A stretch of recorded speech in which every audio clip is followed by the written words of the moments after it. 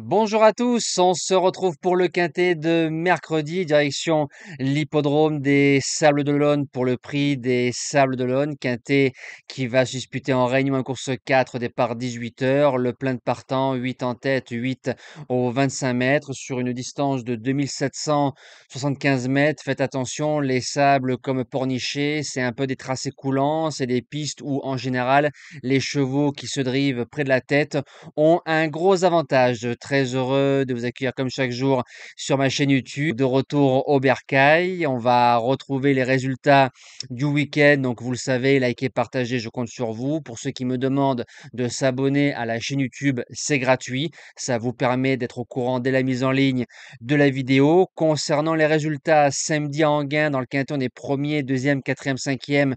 Je n'ai pas Horatus Della dans la sélection. Course par course, peut mieux faire. Cheval du jour et jeu bonus qui s'imposent dans leurs courses respectives. Concernant dimanche, dans le quintet, on est premier, deuxième, quatrième. La base gagnante s'impose très facilement à 4,70 €. Le course par course de Laval a été plutôt bon. On fait un 3 sur 4 au niveau des objectifs et celui qui manque, on perd la troisième place à la photo. Dommage, ça aurait été bien de faire un carton plein du côté de l'hippodrome de Bellevue-la-Forêt. Donc la chaîne YouTube a dépassé les 100 000 followers. Je vais faire court, hein, je suis pas quelqu'un qui fait des grands discours. Donc merci aux personnes qui m'accordent leur confiance depuis tant d'années. La chaîne a évolué depuis quelques années et ça grâce à vous, grâce à vos soutiens, grâce à vos messages et grâce à toute la force que vous donnez tous les jours sur vos messages. Donc c'est moi qui vous applaudis et merci de la confiance que vous accordez à ma modeste personne. Maintenant, c'est pas parce qu'on a dépassé 100 000 abonnés que voilà, il faut toujours continuer et chaque jour, c'est une remise en question. Et vous avez vu que je sois chez moi ou que je sois très loin, le contenu est le même et j'y mets le temps qu'il faut pour vous proposer, soit pour les abonnés, soit pour les membres. Allez, c'est parti pour la sélection du quintet de mercredi. Alors en base gagnante, j'ai longuement hésité en espérant que j'ai fait le bon choix. Je pars du numéro 15, Iris des Roseaux, qu'on a touché en objectif à plusieurs reprises en 2024. C'est un cheval assez maniable, toute distance, tout type de parcours, n'importe quelle corde. C'est un cheval qui peut démarrer. Après, il faut que ça se court pour lui.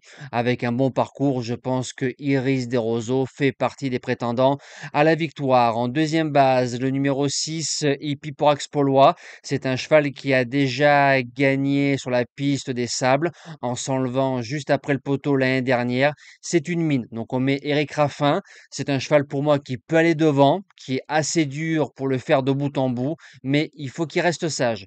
Si c'est le cas, c'est un cheval qui peut s'imposer aussi dans cette épreuve. Pour les chances, le numéro 13, Hold Up Dream, déféré des 4, pilote. C'est un cheval qui a battu Hold Up des Ventes à Laval, Hold Up derrière qu'on touchait en basse gagnante en surcote du côté de Vincennes dans un quintet. Et quand on regarde ses lignes, à Hold Up Dream en 2024, il a une belle ligne avec Igus Kissoton, avec Indy de Gire, avec Ilaya, donc Azur d'RP. Donc c'est des chevaux bien supérieurs que par rapport au lot de mercredi. S'il est bien ramené, c'est un cheval pareil qui peut jouer les premiers rôles. En quatrième position, le numéro 5, Hippie de la Coudre. Le 18 juin, du côté de Chartres, bonne ligne, il a raté son départ. C'est un peu la note. Il part en tête.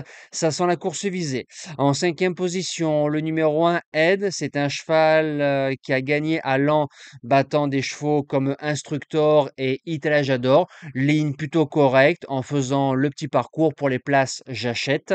En sixième position, le numéro 16, Philou Smiling, c'est un cheval qui a fini deuxième du côté de Laval derrière un certain Indy Dark, Indy qui a répété du côté de Vincennes. Auparavant, troisième en rendant la distance à Laval derrière des chevaux comme Intouchable et Iliomanto. Bonne ligne, il rend la distance, il a 10 ans, mais il a encore de beaux restes.